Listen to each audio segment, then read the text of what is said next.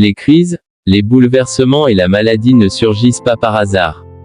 Ils nous servent d'indicateurs pour rectifier une trajectoire, explorer de nouvelles orientations, expérimenter un autre chemin de vie. La rencontre de deux personnalités est comme le contact entre deux substances chimiques, s'il se produit une réaction, les deux en sont transformés. Ceux qui n'apprennent rien des faits désagréables de leur vie, forcent la conscience cosmique à les reproduire autant de fois que nécessaire, pour apprendre ce qu'enseigne le drame de ce qui est arrivé. Ce que tu n'y te soumets, ce que tu acceptes transforme. La solitude ne vient pas de l'absence de gens autour de nous, mais de notre incapacité à communiquer les choses qui nous semblent importantes.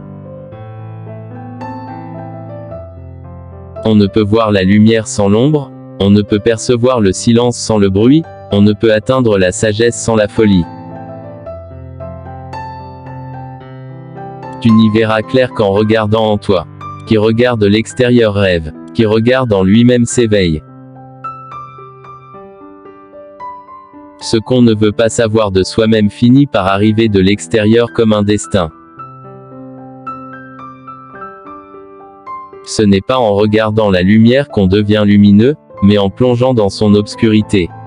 Mais ce travail est souvent désagréable, donc impopulaire. Là où l'amour règne, il n'y a pas volonté de puissance, et là où domine la puissance, manque l'amour. L'un est l'ombre de l'autre. Le noyau de toute jalousie est un manque d'amour.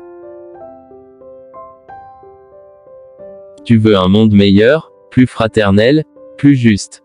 Eh bien commence à le faire, qui t'en empêche. Fais-le en toi et autour de toi, fais-le avec ceux qui le veulent. Fais-le en petit, et il grandira. Changer, c'est à la fois naître et mourir. En chacun de nous existe un autre être que nous ne connaissons pas. Il nous parle à travers le rêve et nous fait savoir qu'il nous voit bien différents de ce que nous croyons être. On parle de l'enfant, alors que l'on devrait entendre l'enfant en l'adulte.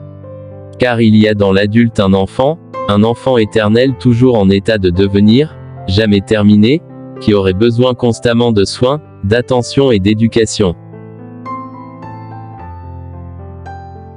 Il n'y a pas de lumière sans ombre et pas de totalité psychique sans imperfection. La vie nécessite pour son épanouissement non pas de la perfection mais de la plénitude. Sans imperfection, il n'y a ni progression, ni ascension. Sans émotion, il est impossible de transformer les ténèbres en lumière et l'apathie en mouvement. Nourrir ceux qui ont faim, pardonner à ceux qui m'insultent et aimer mon ennemi, voilà de nobles vertus. Mais que se passerait-il si je découvrais que le plus démuni des mendiants et que le plus impudent des offenseurs vivent en moi, et que j'ai grand besoin de faire preuve de bonté à mon égard, que je suis moi-même l'ennemi qui a besoin d'être aimé? Que se passerait-il alors? Qui regarde à l'extérieur rêve. Qui regarde à l'intérieur s'éveille. Il ne s'agit pas d'atteindre la perfection, mais la totalité.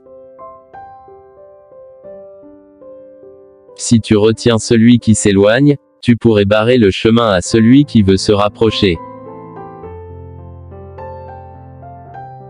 Tu veux un monde meilleur, plus fraternel.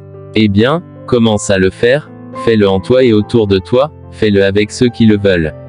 Fais-le en petit et il grandira. L'humanité souffre d'une immense carence introspective. Les enfants sont éduqués par ce que l'adulte est, et non par ses bavardages. Tout ce qui nous irrite sur les autres peut nous conduire à une meilleure compréhension de nous-mêmes.